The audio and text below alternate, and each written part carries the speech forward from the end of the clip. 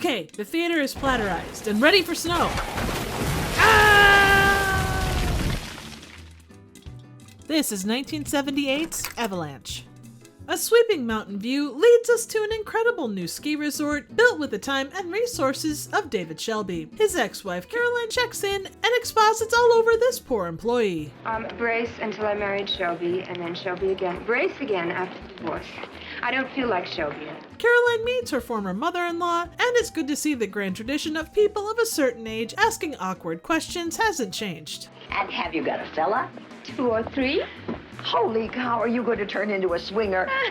David Shelby and his yellow plaid shirt are surrounded by celebrities and athletes taking part in Winter Games to celebrate the resort's grand opening. These athletes not only bring great talent, but more drama than you can shake a ski pole at. Outside David's busy schedule of getting the resort ready for the Winter Games, his spare time is spent trying to convince Caroline to come back to him, mainly by shoving his tongue down her throat. Elsewhere, photographer Nick is massively concerned about the effects of all the construction on the mountain, which is highly prone to avalanches. His fears are realized as a small avalanche occurs, chasing notorious playboy and champion skier Bruce Scott up a tree. That night, the snow may blow, but temperatures inside have been turned up as David proves to be very jealous of Nick, who found something besides avalanches to occupy his mind. We also get a shot of the required cute kid found in every disaster movie of the 70s. Stay tuned to see what shenanigans he gets into. On the bright side, we're treated to baked Alaska because nothing says 70s like a mountain of ice cream, sponge cake, and meringue covered in booze and set on fire.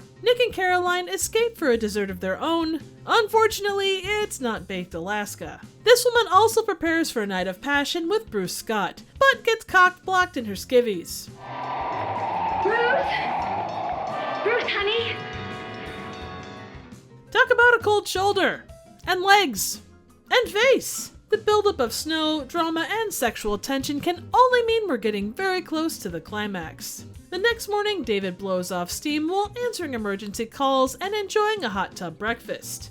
I mean, it's better than being covered in dairy by Bruce Scott. David puts on his best plaid to start the games. The wide world of epic winter sports ensues with snowmobile races that rival a demo derby for competitiveness, ski jumps where Gary and a whole bunch of other people eat it hard. Come on down, Gary! And the absolute drama of cross-country skiing. Absolutely riveting. Elsewhere, adorable 70s disaster kid gets on a ski lift, and I can only imagine what's gonna happen next. Over at the ice rink, a skater starts to spin and somehow influences a plane to crash into a mountain above the resort, causing all hell to break loose. Sheets of snow roar down the mountain, taking out athletes and onlookers in its wake. This guy is fucked. That lady is fucked. All of those people are fucked. That lineman is fucked.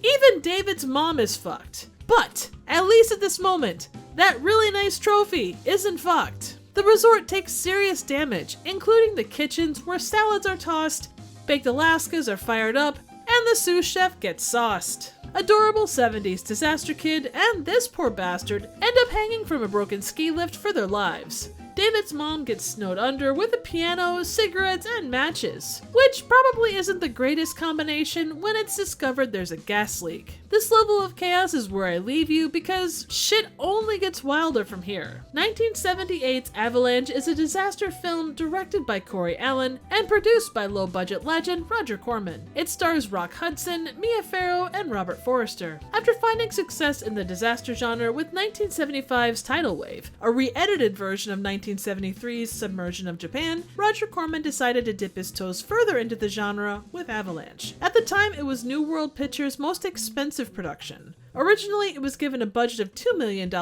which was increased to $4 and then $6.5 million before production even began. I guess the Plaid and Baked Alaska budget was too damn high. Ultimately, Corman trimmed that back while leaving the expected pressure on director Corey Allen to deliver a film that was under budget and ahead of schedule. Avalanche went on to have an 8-week shoot at 2 different Colorado ski resorts that still operate today. Despite the popularity of the disaster genre in the 70s, with successful heavy hitters like Towering Inferno, the Airport series, and Earthquake, Avalanche wasn't a box office success.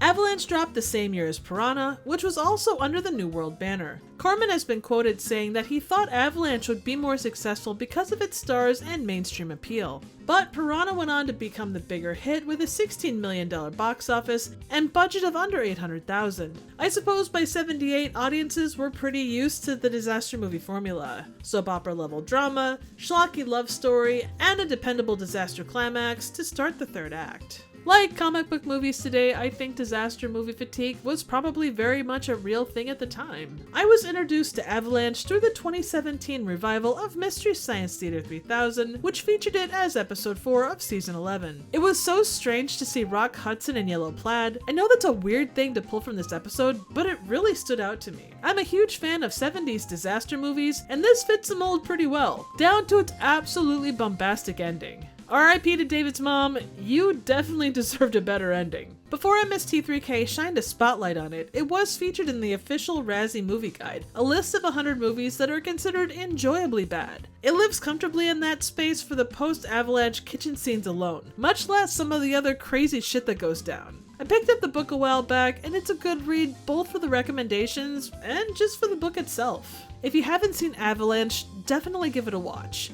It's fun, dramatic, and uses its power of plaid for good. So what do you think? Suggestions for movies or trivial questions? Drop them in the comments section, and we'll see you in the next one. Thank you so very much for watching.